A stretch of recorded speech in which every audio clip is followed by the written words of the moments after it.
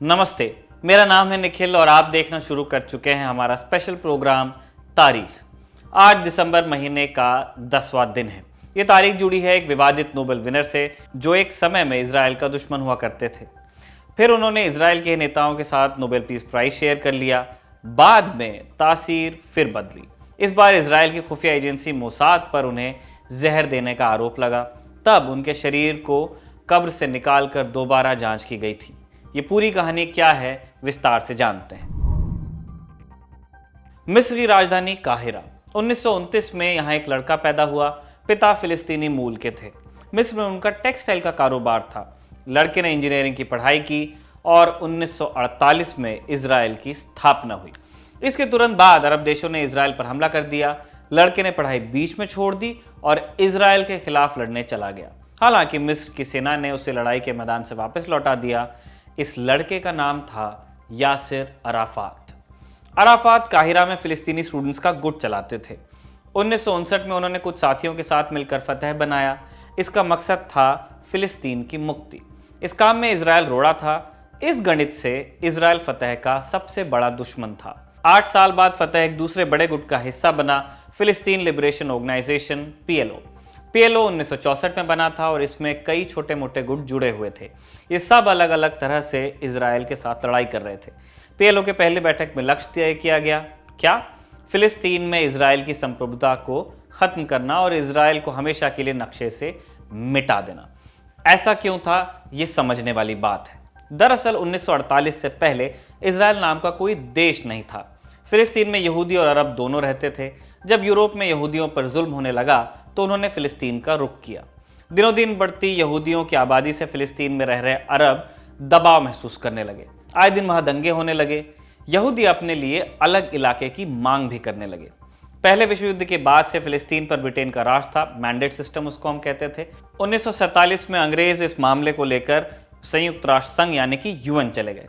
UN ने माना कि यूरोप से पलायन कर रहे यहूदियों के लिए अलग देश होना चाहिए, तो फिलिस्तीन के इलाके को 2 हिस्सों में बांटा गया, एक में यहूदी रहते और एक में अरब। लेकिन इस व्यवस्था को लागू करने से पहले ब्रिटेन हो गया रफू चक्कर। ब्रिटेन के फिलिस्तीन से भागने के बाद मैच में खिलाड़ी रह गए बिना रेफरी के। 14 मई 1948 को यहूदियों ने आज़ादी का ऐलान किया। उन्होंने अपने देश का नाम रखा इजराइल। अगले दिन अमेरिका ने इजराइल को मान्यता दे दी। इससे नाराज होकर अरब देशों ने इजराइल पर हमला कर दिया। इजराइल ने अरब देशों को हरा दिया, साथ ही फिलिस्तीन के बड़े हिस्से पर कब्जा भी किया। फिलिस्तीन की पुरानी स्थिति को लौटाने के लिए पीएलओ इजराइल को नेस्तनाबूद करना चाहता था। इसके लिए वो किसी भी हद तक जाने के लिए तैयार भी था। सशस्त्र संघर्ष, इजरायली नागरिकों पर हमले, इजरायली विमानों की हाईजैकिंग, पीएलओ इसके लिए कुख्यात रहा। फिर साल आया 1959 का। यासिर अराफात पीएलओ के मुखिया बने। पीएलओ ने इजराइल पर हमला जारी रखा। 1972 में म्यूनिख में ओलंपिक हो रहा था। आतंकी संगठन ब्लैक सितंबर ने 11 इजरायली खिलाड़ियों की हत्या कर दी।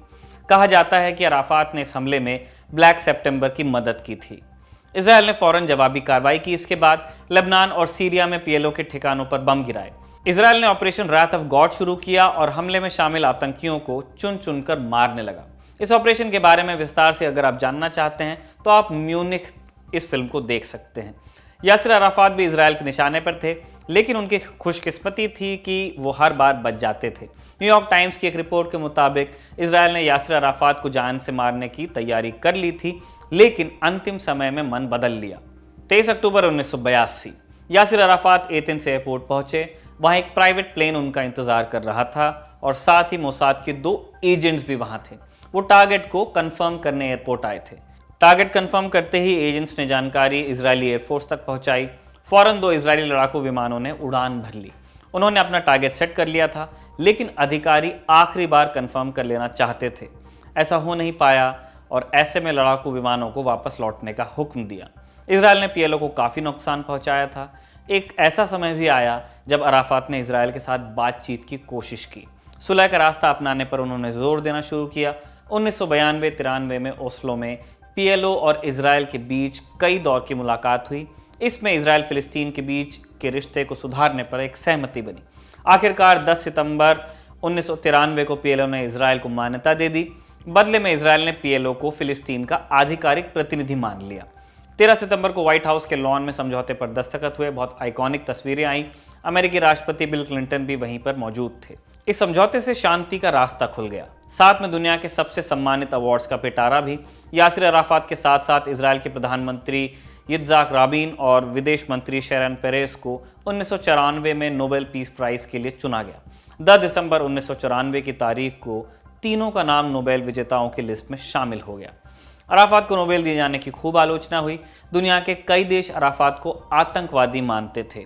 सैकड़ों नागरिकों की हत्या में अराफात का हाथ था और अब उनको शांति का दूत बताकर पेश किया जा रहा था।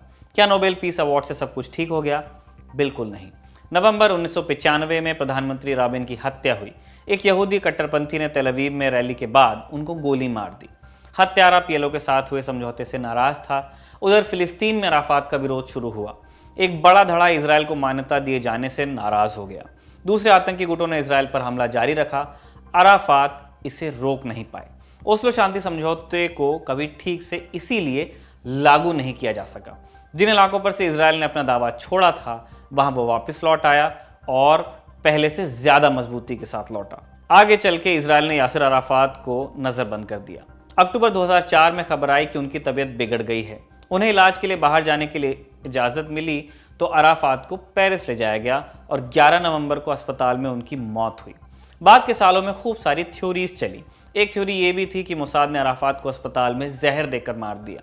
हंगामा हो तो फिलिस्तीन की सरकार ने फिर से जांच की परमिशन दी। नवंबर 2012 में उनकी लाश को कब्र से निकाला गया और जांच हुई, लेकिन जहर वाली बात की पुष्टि नहीं हो पाई।